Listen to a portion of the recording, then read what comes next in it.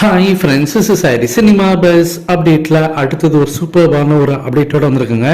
2025 release ஆகக்கூடிய படங்களில் பார்த்தீங்கன்னா எந்த படம் அதிகமான ஒரு எக்ஸ்பெக்டேஷன் இருக்குது அப்படின்னு சொல்லிட்டு ஐஎம்டிபியில் பார்த்தீங்கன்னா லிஸ்ட் வெளியிட்டிருக்காங்க. So most anticipated Indian movies எதுன்னு அப்படின்னு சொல்லி பார்த்தீங்கன்னா கூலி திரைப்படம் தாங்க இருக்குது, 3rd பிளேஸில் இருக்குது.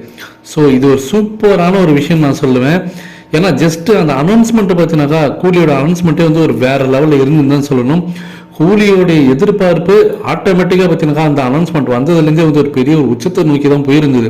அதுக்கு மிகப்பெரிய காரணம் தலைவர் லோகேஷ் கனகராஜோடைய கூட்டணி.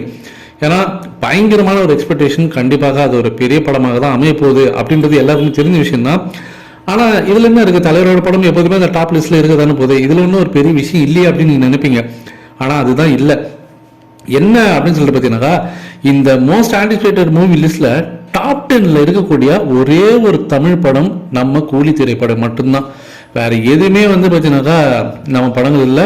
பிரபாஸோட படம் ஒன்று இருக்கு, மற்றபடி சவுத் இந்தியாவிலேருந்து பார்த்தீங்கன்னா 2 படம் தான் இருக்கு. யாஷ் படம் ஒன்று இருக்கு, 3 படம் மட்டும்தான் நம்ம படம் இருக்கு. ஆனால் அதுல வந்து நம்ம தமிழ் திரைப்படம் டாப் 10ல இந்திய லெவலில் இன்னைக்கு இந்த வருஷம் எதிர்பார்க்கக்கூடிய படங்கள்ல கூலி திரைப்படம் தான் 3rd பிளேஸ்ல இருக்கு.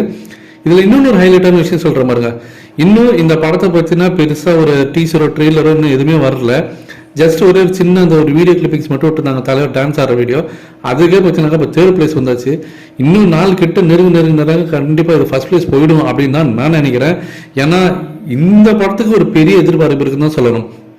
இதுல இன்னொன்று ஒரு முக்கியமான விஷயம் என்னன்னாக்கா, ஜெயிலர் செகண்ட் பார்ட்டோடைய அந்த அஃபிஷியல் அனௌன்ஸ்மெண்ட் வரதுக்கு முன்னாடியே சன் பிக்சர்ஸ் என்ன பண்ணிட்டாங்க, நேக்கா கூலி படத்தோடைய ஒட்டுமொத்த பிசினஸையும் முடிச்சுட்டாங்க. ஏன்னா இப்போ ஜெயிலர் செகண்ட் பார்ட்டோட அனௌன்ஸ்மெண்ட் வந்து இப்போ அதுக்கு மேல பயங்கரமான ஹைப்பு ஜெயிலர் செகண்ட் பார்ட்டுக்கு தான் இருக்கு. அதனால அது அவங்களுக்கும் புரிஞ்சிருக்கும் போல சன் பிக்சர்ஸுக்கு. அதனால கூலி படத்தோடைய ஒட்டுமொத்த பிசினஸ் எல்லாமே பக்காவா முடிச்சிட்டதுக்கு அப்புறம் தான் இப்போ பொங்கலுக்கு ஜெயிலர் செகண்ட் பார்ட்டோட அனௌன்ஸ்மெண்ட் கொடுத்துருக்காங்க. இப்போ அந்த அனௌன்ஸ்மெண்ட் வீடியோ வச்சு ஜஸ்ட் 2 நாள்ல இந்த படத்தோட ஜெயிலர் செகண்ட் பார்ட்டுக்கான ஒட்டுமொத்த பிசினஸையும் பண்ணி முடிச்சிட்டாங்க. எக்ஸப்ட் அந்த நார்த் இந்தியாவில் ரிலீஸ் ஆகக்கூடிய இந்த மல்டிபிளெக்ஸ் தியேட்டர் பிரச்சனை தவிர எல்லா பிசினஸுமே முடிச்சிட்டாங்க. அது இந்திய சினிமா வரலாற்றிலே பெரிய ஒரு தொகையை கொடுத்து அந்த படத்தை வந்து எல்லா டிஸ்ட்ரிபியூஷன் ரைட்ஸும் வாங்கியிருக்காங்க, எல்லா பிசினஸ் ரைட்ஸும் வாங்கியிருக்காங்களாம். ஸோ அதை பற்றி நம்ம கண்டிப்பாக இன்னொன்று வீடியோவில் பேசுவோம் ஃப்ரெண்ட்ஸ்.